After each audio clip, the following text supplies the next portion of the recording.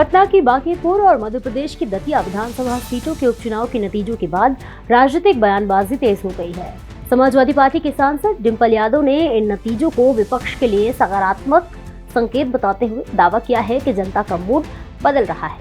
उन्होंने कहा कि उपचुनाव के परिणाम ये दिखाते हैं कि लोगों में सरकार के खिलाफ नाराजगी बढ़ रही है। साथ ही उन्होंने उत्तर प्रदेश विधानसभा चुनाव 2027 और राम मंदिर चढ़ावा चोरी के मुद्दे पर भी केंद्र और राज्य सरकार पर सवाल उठाए। नमस्कार, मैं प्रेयसी पांडे और आप देख रहे हैं भारत एक्सप्रेस। मैनपुरी से सांसद और समाजवादी पार्टी की वरिष्ठ नेता डिंपल यादव ने कहा है कि पटना की बांकीपुर और मध्य प्रदेश की दतिया सीट पर आए उपचुनाव के नतीजे विपक्ष के लिए अच्छे संकेत हैं। उन्होंने कहा कि ये परिणाम बताते हैं कि जनता सरकार की नीतियों से संतुष्ट नहीं है और बदलाव चाहती है।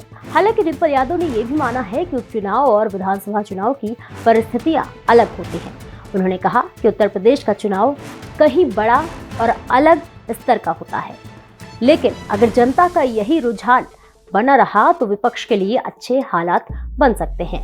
उन्होंने भरोसा जताया है कि समाजवादी पार्टी 2027 के विधानसभा चुनाव के लिए पूरी तरह तैयार है और जनता के बीच लगातार काम कर रही है। डिंपल यादव ने कहा कि उपचुनाव के नतीजे केवल सीटों का फैसला नहीं होते, बल्कि जनता के मूड का भी संकेत देते हैं।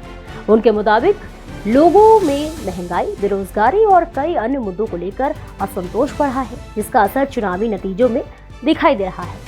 उन्होंने कहा कि आने वाले समय में विपक्ष जनता के मुद्दों को और मजबूती से उठाएगा। बहुत ही अच्छा रिजल्ट है, लेकिन रिस्पेक्टिव ऑफ दैट, क्योंकि चुनाव था और यूपी का रेगुलर चुनाव होगा, तो उसमें अलग परिस्थितियां हो सकती है इससे भी अच्छी परिस्थितियां हो, लेकिन एज अ पार्टी हम लोग पूरी तैयारी हैं।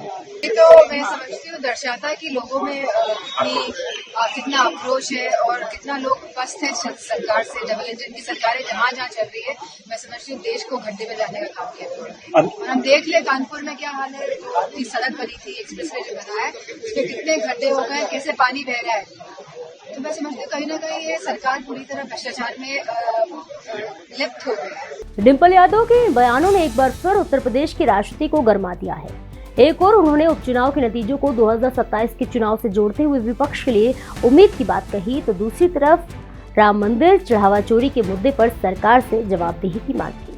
अब देखना होगा कि उपचुनाव के नतीजों का असर आने वाले महीनों में उत्तर प्रदेश की सियासत पर कितना पड़ता है और विपक्ष इन मुद्दों को किस तरह जनता के बीच लेकर जाता है। वहीं सरकार की ओर से इन आरोपों और मांगों पर क्या प्रतिक्रिया सामने आती है, इस पर सभी की नजर बनी हुई है। ऐसे ही और भी तमाम खबरों को देखने के लिए जुड़े रहिए भारत एक्सप्रेस के साथ।